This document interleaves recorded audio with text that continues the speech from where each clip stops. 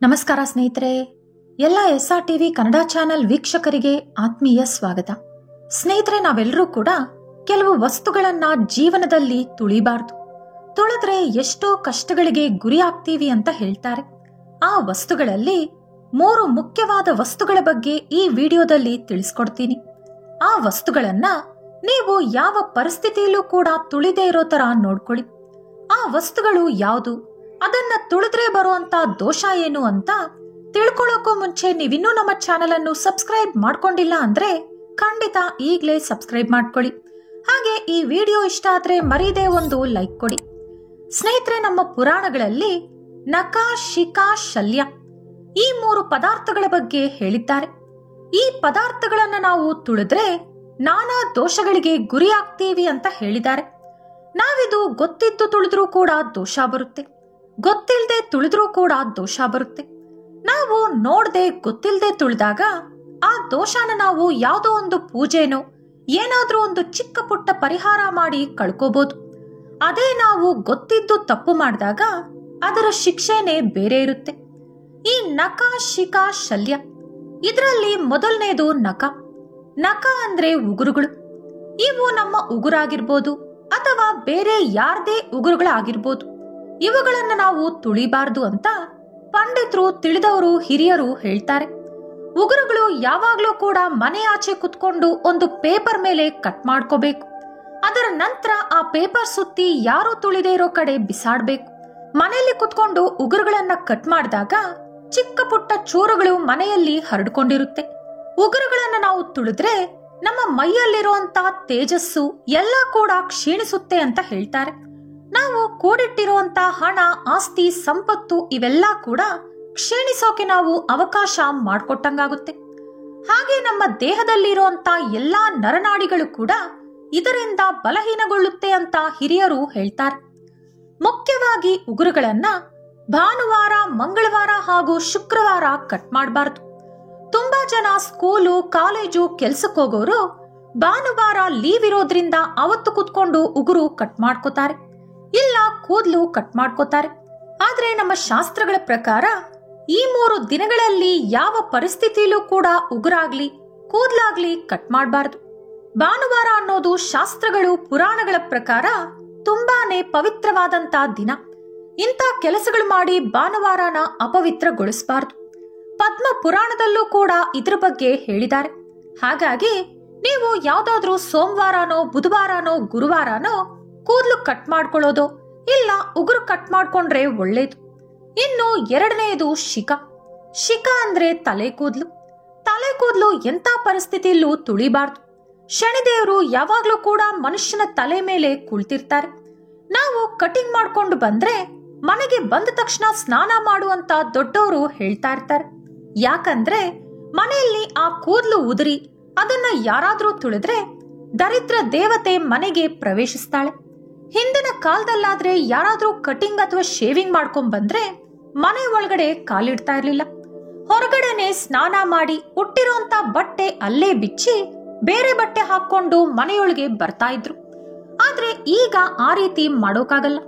ಯಾಕಂದ್ರೆ ಬಾತ್ರೂಮ್ಗಳು ಸಾಮಾನ್ಯವಾಗಿ ಮನೆ ಒಳಗಡೆನೆ ಕಟ್ಕೊಂಡಿರ್ತೀವಿ. ಬಾಡಿಗೆ ಮನೆಯಲ್ಲೂ ಕೂಡ ಬಾತ್ರೂಮ್ಗಳು ಮನೆ ಒಳಗಡೆನೆ ಕಟ್ಟಿರ್ತಾರೆ. ಅಂತ ಟೈಮಲ್ಲಿ ವಿಧಿ ಇಲ್ದಿರ ನಾವು ಒಳಗಡೆ ಬರ್ಲೇಬೇಕು.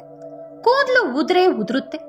ಹಾಗಿರುವಾಗ ನಿಮ್ಮ ಮನೆ ಗಂಡಸ್ರೇನಾದ್ರೂ ಶೇವಿಂಗ್ ಅಥವಾ ಕಟಿಂಗ್ ಮಾಡ್ಕೊಂಡು ಬಂದು ಸ್ನಾನಕ್ಕೋದ್ರೆ ನೀವು ಮನೆಯೆಲ್ಲ ಒಂದ್ಸಾರಿ ಗುಡಿಸಿ ಒರೆಸ್ಕೊಂಡು ಅರಿಶಿನ ನೀರನ್ನ ಮನೆಯೆಲ್ಲ ಚಿಮ್ಕಿಸ್ಕೊಳ್ಳಿ.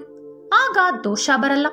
ಇನ್ನು ನೀವು ಕಟಿಂಗ್ ಮಾಡ್ಕೊಂಡು ಬಂದ್ರೂ ಕೂಡ ನಿಮ್ ಮನೆ ಗಂಡಸರು ಈ ಎಲ್ಲಾ ಕೆಲಸ ಮಾಡಿದ್ರೆ ಓಕೆ, ಕೆಲವರು ಮಾಡೋದಿಲ್ಲ.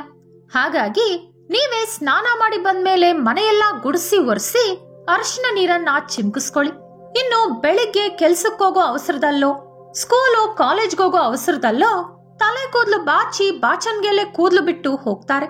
ನೀವು ಬಾಚಿರುವಂತ ಕೂದಲು, ನಿಮ್ಮ ಕೂದಲು ಬೇರೆಯವರು ಮುಟ್ಬಾರ್ದು. ಹಾಗಾಗಿ ನೀವು ಕೂದಲು ಬಾಚಿದ್ರೆ ನೀವೇ ಆ ಕೂದಲನ್ನ ತೆಗೆದು ಸುತ್ತಿ ಒಂದು ಪೇಪರ್ ಅಲ್ಲಿ ಗಂಟಾಕಿ ಹೊರಗಡೆ ಬಿಸಾಡಿ.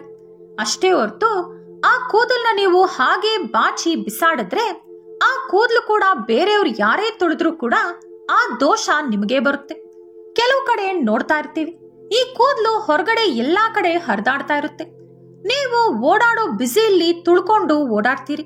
ತುಳಿದಿರೋ ನಮಗೂ ಕೂಡ ದರಿದ್ರ ಬರುತ್ತೆ, ಹಾಗೆ ಬಿಸಾಡಿರೋರ್ಗೂ ಕೂಡ ದರಿದ್ರ ಬರುತ್ತೆ. ಹಾಗಾಗಿ ಸಾಧ್ಯವಾದಷ್ಟು ಕೂದಲು ಬಾಚಿದ ನಂತರ ಆ ಕೂದಲನ್ನ ಪೇಪರ್ನಲ್ಲಿ ಗಂಟು ಕಟ್ಟಿ ಬಿಸಾಡ್ಬೇಕು.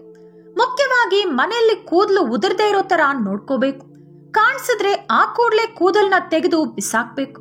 ಇನ್ನು ಮೂರನೇದು ಶಲ್ಯ. ಶಲ್ಯ ಅಂದ್ರೆ ಮೂಳೆಗಳು. ಮನೆ ಆಚೆ ಯಾವ್ದಾದ್ರೂ ಪಕ್ಷಿಗಳು, ನಾಯಿಗಳು ಮೂಳೆಗಳನ್ನ ತಂದಾಕಿರ್ತವೆ.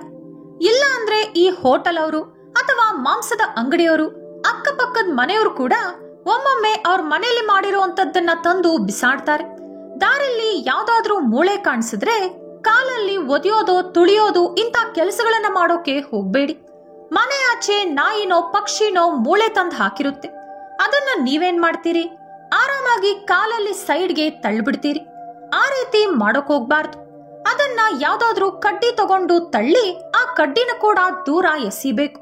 ನೀವು ನಿಮ್ಮ ವಸ್ತುಗಳಲ್ಲಿ ಅದನ್ನ ತಾಕ್ಸೋದು ಇದನ್ನೆಲ್ಲ ಕೂಡ ಮಾಡಬಾರ್ದು. ಯಾಕಂದ್ರೆ ಹೊರಗಡೆ ಬಿದ್ದಿರೋಂತ ಮೂಳೆಗಳಲ್ಲಿ ತುಂಬಾ ಜಾಸ್ತಿ ಮಟ್ಟಿಗೆ ನಕಾರಾತ್ಮಕ ಶಕ್ತಿ ಅನ್ನೋದು ಬಂದು ಸೇರ್ಕೊಂಡಿರುತ್ತೆ. ನೀವದನ್ನ ಕೈಯಲ್ಲಿ ಮುಟ್ಟೋದು ಅಥವಾ ಕಾಲಲ್ಲಿ ಒದೆಯೋದು ಇಂಥ ಕೆಲಸಗಳು ಮಾಡಿದಾಗ ನಿಮ್ಮ ಮೈಯಲ್ಲಿ ಆ ನಕಾರಾತ್ಮಕ ಶಕ್ತಿ ಬಂದು ಸೇರ್ಕೊಳ್ಳುತ್ತೆ. ನೀವು ಮನೆ ಒಳಗಡೆ ಬಂದಾಗ ನಿಮ್ಮೊಳಗಡೆ ಇರುವಂತ ನಕಾರಾತ್ಮಕ ಶಕ್ತಿ ನಿಮ್ಮ ಮನೆಯಲ್ಲಿ ಜಾಂಡ ಉರುತ್ತೆ. ನಕಾರಾತ್ಮಕ ಶಕ್ತಿ ಮನೆಗೆ ಬಂದ್ರೆ ಏನಾಗುತ್ತೆ ಅಂತ ಗೊತ್ತಲ್ವಾ? ಆವತ್ತಿಂದ ಎಲ್ಲಾ ಕೂಡ ಅಪಶಕುನಗಳು ನಡೀತಾ ಬರುತ್ತೆ. ವಿನಾಕಾರಣ ಏನೇನೋ ಕಷ್ಟಗಳು ಶುರುವಾಗುತ್ತೆ.